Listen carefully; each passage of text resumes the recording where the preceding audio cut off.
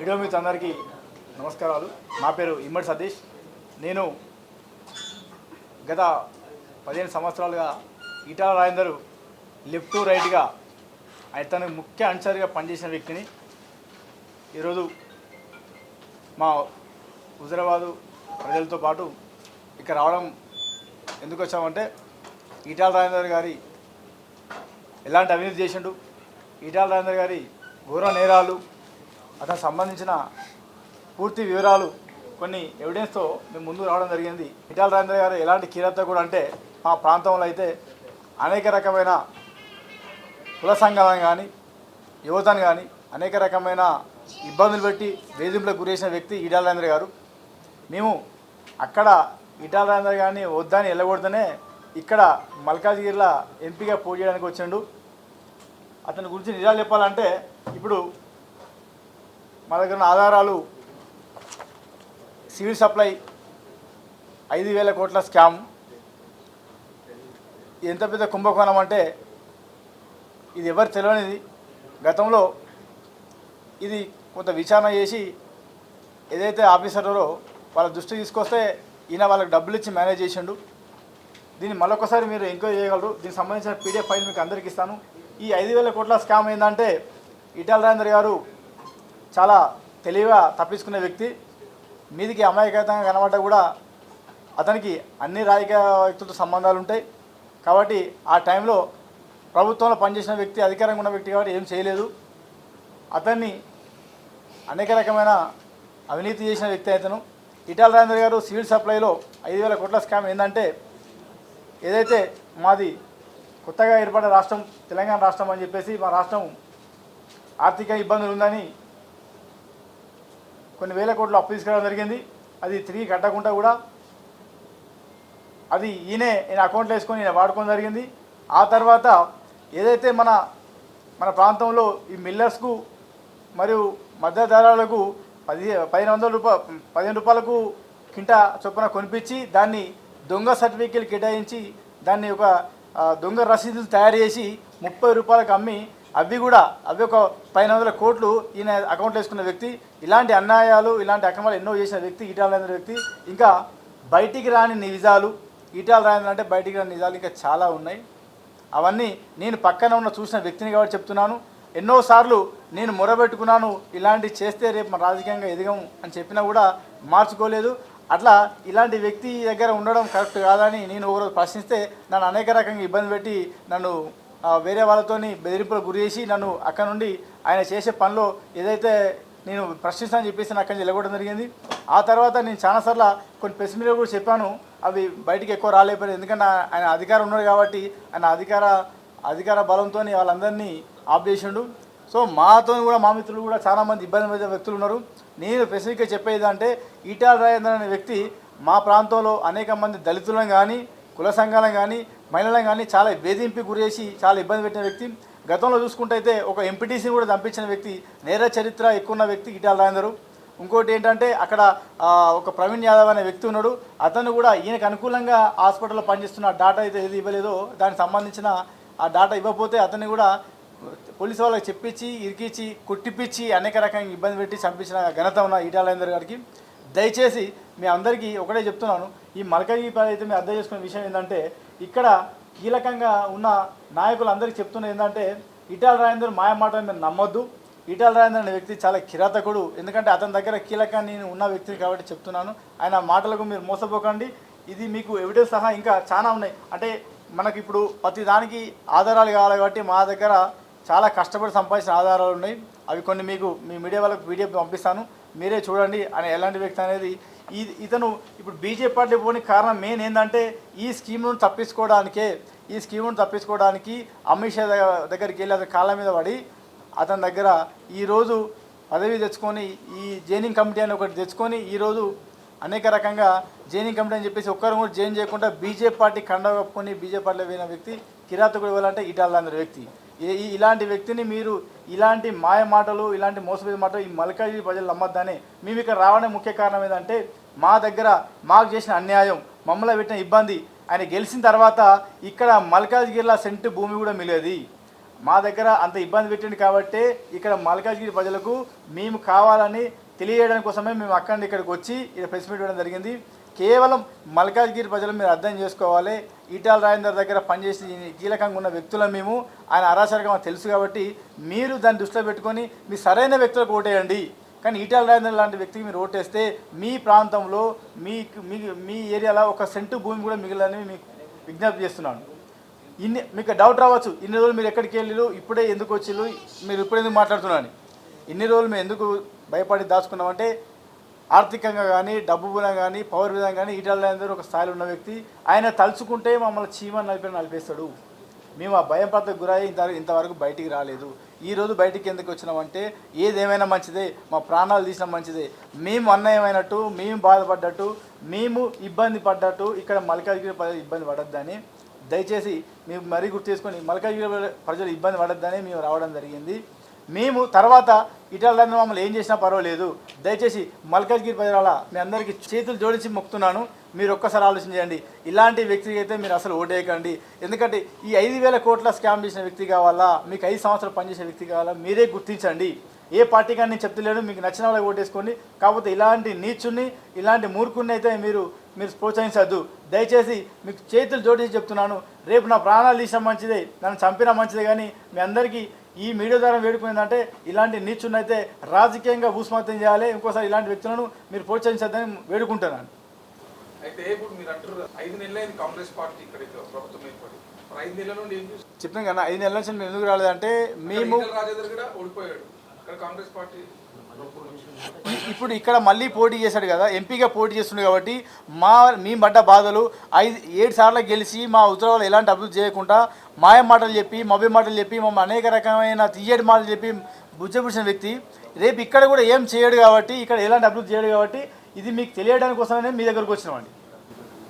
అవినీతి చేసిన అని చెప్పి అంటున్నారు. అయితే మీరు సంస్థలకు నుంచి వేరే ప్రభుత్వ అధికారులకు ఏమైనా కంప్లైంట్ ఇచ్చారా? ఈ సంబంధించి గ్రూప్ అని చెప్పి కూడా అంటున్నారు కదా, ఏమైనా కంప్లైంట్ ఏమైనా ఇప్పటివరకు ఇచ్చారా? గతంలో అంటే ఇప్పుడు ఈ బీజేపీ పార్టీలో ఉన్నప్పుడు కూడా మేము అప్పుడు ఆయన అవినీతి చేసిన బయటకు వచ్చాము. అప్పుడు కొన్ని ఇచ్చాము, కొంతమందికి ఇస్తాను. ఆయన పవర్లో కూడా అక్కడ స్థానిక ఎమ్మెల్యే కాబట్టి వాళ్ళు ఎవరు స్పందించలేదు, ఎవరు కరెక్ట్ తీసుకోలేదు. దానికి సంబంధించిన కాంగ్రెస్ గవర్నమెంట్ ఇవ్వలేదు. ఇప్పుడు ఇస్తాం మేము. ఇప్పుడు ఎలక్షన్ కోడ్ రావడం జరిగింది. ఇక మేము చెప్పాము కదా, మాకు భయం ప్రాంతాలు ఎక్కువ భయపడుతూ ఉండేది. ఇప్పుడు ప్రాణాలు వేయడం మంచిదే. ఈటాల రాజేందర్ తలుచుకుంటూ చంపిస్తాడు. ఎందుకంటే నేర చరిత్ర ఉన్న వ్యక్తే ఈటాల రాజేందర్. గతంలో ఎంతమంది చంపించడం మాకు తెలుసు. నీ పక్కన ఉన్న వ్యక్తిని కాబట్టి చెప్తున్నాను. ఆయన తలుచుకుంటే చీమ నడిపిస్తాడు. మొన్న ఉప్పల్లో కూడా ఎవరో ప్రెస్ మీట్ పెడితే కూడా వాళ్ళపైన దాడి చేయించిన, అంటే వాళ్ళ మనుషులు కానీ అతను సంబంధించిన దాడి చేయించిన చరిత్ర ఉన్న వ్యక్తి. మమ్మల్ని కూడా తప్పకుండా ఏదో చేస్తారని భయం కొద్దున్నాం. ఈరోజు ఎందుకు వచ్చామంటే ఇంకా 2 రోజులు అయితే ఎలక్షను. మా ప్రాణాలు వేయడం మంచిదే, మేము చనిపోయినా మంచిదే. కానీ ఇలాంటి వ్యక్తికి మీరు ఓటేసి మీ జీవితాన్ని కోల్పోవద్దు. మా జీవితం వేయడం మంచిదే, మీ జీవితం కోల్పోవద్దు అని ఈరోజు మీడియా ముందుకు రావడం జరిగిందండి. ఇంతవరకు మీరు చూడండి, ఈటాల రాజేందర్ వ్యక్తి ఒక్క పార్టీ వ్యక్తిని కూడా విమర్శించే రోజు లేదు. ఇదే కేసీఆర్తో కలుసుకుంటే ఇంకా వాళ్ళకు కేసీఆర్ గారికి ఉన్న ఇతనికి సంబంధాలు ఉన్నాయి. ఏ ఒక్క రోజు కేసీఆర్ గారిని విమర్శించిన రోజు లేదు. కవిత గురించి బీజేపీ పార్టీలో ఇంతమంది ధర్నాలు చేసినా, ఇంతమంది ప్రెస్ మీట్లో మాట్లాడినా ఏ ఒక్కరోజు ఈటాల రాజేందర్ కవిత అరెస్ట్ చేయాలని మాట్లాడలేదు. ఇదే బీజేపీ పార్టీలో నాయకుడే కదా, ఏ ఒక్కరోజు కవితను అరెస్ట్ చేయమని చెప్పలేదు కదా. అలాగని ఆయనకు అన్ని పార్టీలతో సంబంధం ఉంటాయి. అన్ని పార్టీ ఈయన ఒక స్థాయిలో ఉన్నప్పుడు అన్ని పార్టీ నాయకులతో ఎవరు పెట్టుకుంటాడు, అన్ని పార్టీలతో కమ్యూనికేషన్ ఉంటుంది. ఆయన ఎప్పుడు ఇలా ఎక్కడికైనా సీక్రెట్గా మాట్లాడుకుంటే ఒక్కడే కార్లో పోతాడు, ఎవరు రానివ్వరు. ఎవిడెన్స్ లేకుండా ప్రతి పనిలో ప్రతి దాంట్లో ఎవిడెన్స్ లేకుండా చేసే ముఖ్య వ్యక్తి ఈటాల రాజేందర్ గారు. స్టేట్ వైజ్లో జరిగింది. దానిలో వ్యవసాయ రంగం హుజరాబాద్లో ఎక్కువ ఉంది కాబట్టి మాకు తెలిసిన విషయం అక్కడ హుజరాబాద్లో అప్పటి civil supplies commissioner Atul Sabharwal దాని ప్రభుత్వానికి నెగటివ్గానే కూడా అప్పుడు రిపోర్ట్ ఇవ్వడం జరిగింది. నెగిటివ్గా ఇచ్చారు. అప్పుడు అధికార పార్టీ ఈటాల రాజేందర్ పార్టీలో ఉన్నాడు కాబట్టి దాన్ని మభ్యపుచ్చారు, బయటికి రాకుండా దాన్ని కప్పిపుచ్చిళ్ళు. అంటే కేవలం రాజకీయాలకు కాకుండా ఇప్పుడు సివిల్ సప్లైస్ సంబంధించి కూడా ప్రభుత్వం 5 నెలల ప్రభుత్వం ఏర్పాటు, మీరు ఎందుకు ఫిర్యాదు చేయలేదు? ఆయన నిలబడ్డప్పుడే ఎందుకు వచ్చిండ్రు, అప్పుడు మీరు ఎందుకు ఫిర్యాదు చేయలేదు? ఇవన్నీ అంటే చెప్పాను కదండి, ఇప్పుడు మనకు సంబంధించిన ఏదైనా ఎవిడెన్స్ ప్రూఫ్ కావాలి. ఇప్పటి వరకు మాకు ఎవిడెన్స్ ప్రూఫ్ రావడానికి ఇన్ని రోజులు పట్టింది. అది ఎవిడెన్స్ సహా మేము ముందుకు వచ్చడం జరిగింది. అవి ఎవిడెన్స్ ప్రూఫ్ లేకనే ఇంకా చాలా విధాలు ఆయన చేసిన అక్రమ అన్యాయాలు ఉన్నాయి. కాకపోతే వాటికి సంబంధించిన ప్రూఫ్లు లేకనే ఆగినాం. అవే వచ్చిన తర్వాత కూడా ఇప్పుడున్న స్థానికంగా ఉన్న ఇప్పుడున్న సీఎం గారికి మేము అది నోటీస్ ఇస్తాం. మేము అది అతని పైన తగిన చర్య తీసుకోమని కంపల్సరీ మేము వివరిస్తాం. మీరు ఆయనకు దూరం కావడానికి కారణం ఏంది? మీకు ఏం క్లాష్? అతనికి నాకు వ్యక్తిగతంగా క్లాషెస్ రావడం ఏం లేదు. మేము మా ప్రాంతంలో ప్రజలకు అభివృద్ధి చేయాలి, మా ప్రాంతంలో ఉన్న జనాలు అభివృద్ధి కావాలి అని కోరుకునే వ్యక్తులము. మాకేం పని చేయకపోయినా, ఏ రోజు ఒక రూపాయి ఎవరికి ఇవ్వకపోయినా, మమ్మల్ని ఏ పదవి అయిపోయినా, ఏ పౌరు అయిపోయినా అభిమానంతో మా ప్రాంతంలో ఉన్న ఒక ఎమ్మెల్యే అని మేము ఏ కష్టం వచ్చినా పక్క నుండి ఆదుకున్న వ్యక్తులం. కానీ మా ముందే వండుకుంటూ, మాతో వండుకుంటూ ఇలాంటి అన్యాయం చేసిన తర్వాత ప్రజలందరూ మమ్మల్ని అడుగుడు, మీ సార్కి పని చేస్తలేడు, మమ్మల్ని పట్టించుకుంటలేడు, మీకు ఇంత అన్యాయం జరుగుతుందని. మాకు నిజంగా ఇతను అన్యాయం చేస్తాడు, ఇతను ప్రజలకు అన్యాయం చేస్తాడని తెలిసిన తర్వాత మేము పక్కకు వచ్చి బయటకు జరిగింది. ఆ తర్వాతనే ఇవన్నీ ఏంది ఈటల రాజేందర్ వెనక జరిగే కుంభకోణం ఏంది, ఈయన నిజస్వరూపం ఏందని మొత్తం ఎంక్వైరీ చేస్తే ఈ రోజు వరకు ఈటల రాజేందర్ నిజస్వరూపం అంతా బయటకు వచ్చింది. కాబట్టి ఈరోజు మేము బయటకు వచ్చి మాట్లాడడం జరుగుతుంది. మేము స్వచ్ఛందంగా మేమే అందరం బయటకు వచ్చి మాట్లాడుతున్నాం. మా వెనకాల ఉన్నవారు ఎవరు లేరు.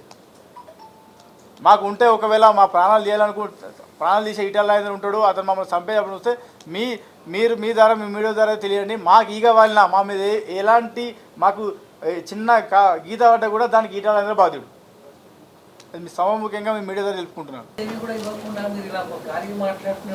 ఎవిడెన్స్ మీకు ఇస్తామండి, పీడిఎఫ్ పంపిస్తాను. ఆల్రెడీ మా దగ్గర ఎవిడెన్స్ సివిల్ సప్లై సంబంధించిన ఎవిడెన్స్ అన్ని ఇక్కడ పెట్టాము, ఉన్నాయి ఎవిడెన్స్. అందుకే ఇన్ని రోజులు ఇలా అంటారని ఇన్ని రోజులు మేము మాట్లాడుకున్నాం. ఇప్పుడు ఎవిడెన్స్ అన్ని తీసుకొచ్చాం కాబట్టి ప్రతి ఎవిడెన్స్ నేను అతనికి మీరు ఎక్కడన్నా టీవీలలో చూడండి, ఎక్కడ చూసినా నేను లెఫ్ట్ రైట్గా ఉన్న వ్యక్తిని. ఇమ్మడి సతీష్ నా పేరు. మొన్న అతని ఓటమి కోసం కూడా హుజరాబాద్లో నేను ఆయన ఇలాంటి మూర్ఖుడు ఇలాంటి నీచుడు ఉండొద్దని హుజరాబాద్ ఎమ్మెల్యే పోటీ చేయడం జరిగింది. ఆయన కీలకంగా ఓడగొట్టిన దాంట్లో కీలకంగా ఉన్న వ్యక్తిని నేను. మీరు ఎక్కడ చూసినా నేను కనబడతాను. చాలా మందికి నా ద్వారానే నేను ఎవరెవరికైతే ఏమేమి అప్పుడు ఈటల దగ్గరప్పుడు వీళ్ళకి సాయం చేయి, వీళ్ళకి పని చేయి, వీళ్ళకి ఫైల్ అంటే నేనే పక్కన ఉండి ఇచ్చే వ్యక్తిని. అంత కీలకంగా ఉన్న వ్యక్తిని కాబట్టి చెప్తున్నాను నేను.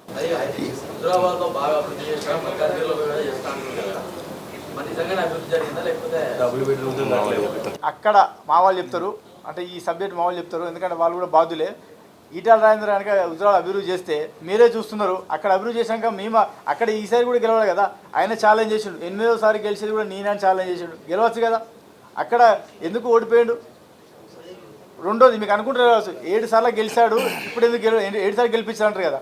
అక్కడ సరైన నాయకులు లేక ఈయన వచ్చిన టైంలో ఏ నాయకులు లేక టీఆర్ఎస్ మీద అభిమానంతో కానీ ఆయన కేసీఆర్ ఇచ్చిన బీఫామ్ మీద కానీ ఆయనకు ఓటమి జరిగింది. రెండోది ఏంటంటే ఈటల రాజేందర్ అనే వ్యక్తి అక్కడ ఏ ఒక్క నాయకుడిని ఎదగనీయలేదు, ఏ ఒక్క నాయకుడిని ఎదగకుండా చేసిండు. అతనికి అగనిస్ట్ మాట్లాడిన వాళ్ళని కొట్టించుడు. కానీ అవసరం అయితే డబ్బులు ఇచ్చి కొంటాడు, లేదంటే ఇబ్బంది పెడితే వాళ్ళని బెదిరించి వాళ్ళని ఇంకోసారి లేకుండా చేస్తాడు. అలాంటి చరిత్ర ఉన్న వ్యక్తి ఈటల రాజేందర్ గారు. నేను చెప్తున్నాను ఇదే. ఇప్పుడు ఈటల రాజేందర్ గారు ఉన్నారు కదా, బీజేపీ పార్టీ అతని అండదండతో ఉంది కదా. ఈయన నిజమైన ఈయన ఏ తప్పు చేయలేదు, ఈయన అన్ని తప్పులు ఎలాంటి అన్యాయాలు చేయలేదు, ఈయన సొక్కబూకే అనుకుంటే ఒక ఎంక్వైరీ ఏమేనండి, సిబిఐతో ఎంక్వైరీ చేసి ఈయన నిజ స్వరూపాలు ఏందో తెలుసుకోమని చెప్పండి. బీజేపీ పార్టీ వాళ్ళదే కదా, సెంట్రల్లో వాళ్ళ పార్టీ ఉంది. ఇప్పుడు ఆయన చెప్పినట్టు నడుస్తుంది అంతా. ఈటల రాజేందర్ గారు మీకు ఎప్పుడన్నా ఫోన్లు చేసి కానీ వాళ్ళ మనుషులతో కానీ మిమ్మల్ని ఎప్పుడన్నా బెదిరించారా? చాలాసార్లు బెదిరింపు జరిగింది. ఆడియో ప్రూఫ్స్ అన్నీ ఏం లేవండి. కాకపోతే నేను ఫోను అంటే ఈ ఫోన్లో రికార్డింగ్ కాలేదు, నాకు రికార్డ్ ఆప్షన్ ఐఫోన్లో లేదు.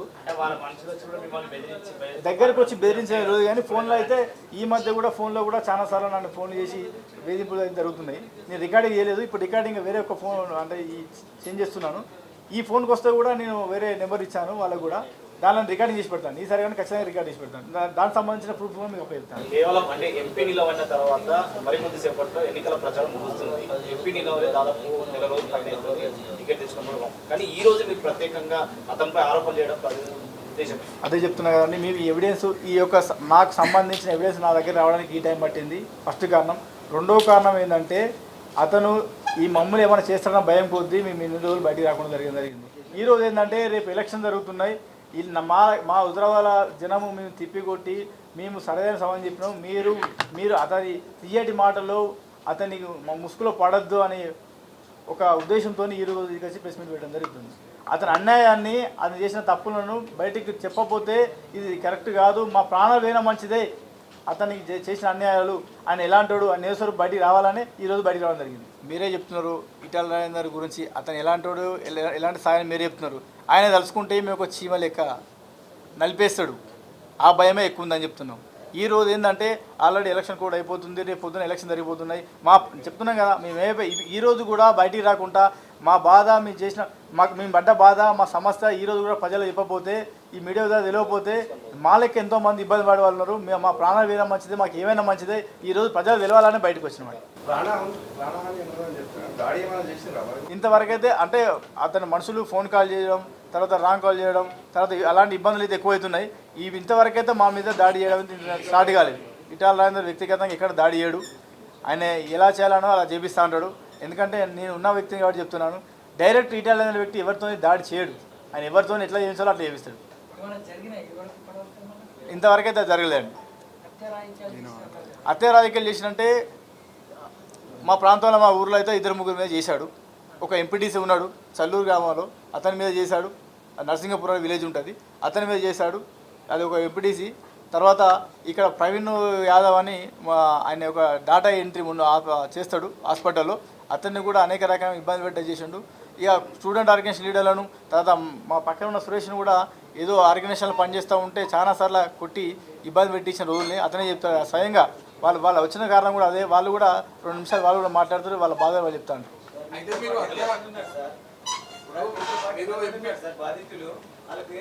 అనేక రకమైన మంది అంటే చాలా మంది ఉన్నారు. మేము ఇక్కడికి మేము డేర్ చేసి వచ్చిన వ్యక్తులు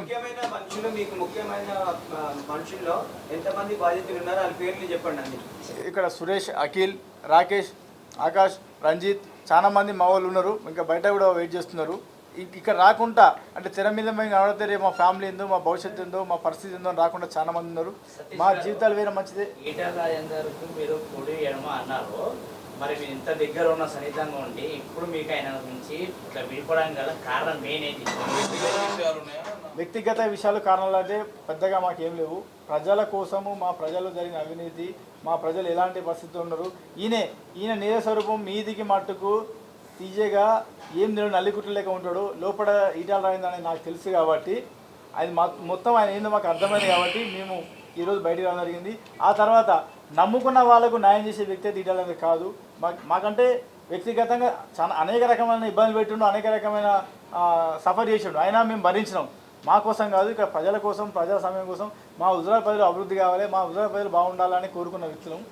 ఈరోజు అది లేదు కాబట్టి అలాంటి వ్యక్తి ఇక్కడ మాకు ఉండొద్దని చెప్పేసి మేము ఓడగొట్టడం జరిగింది. ఈరోజు బయటకు వచ్చి ఇలాంటి అరచకుడిని ఇంకా ఎవరు ప్రోత్సహించద్దని బయటకు జరిగింది. సతీష్ గారు, ఇప్పుడు ఇన్ని రోజులు మీరు మాట్లాడలేదు కాబట్టి ఇప్పుడు అంటే బీజేపీలో ఇప్పటికే అగ్రనేతల మధ్య కొద్దిగా వర్గ విభేదాలు, ఏ వర్గం మీకు సపోర్ట్ చేస్తుందని మాట్లాడుతున్నారు? ఎవరు లేకనే ఈరోజు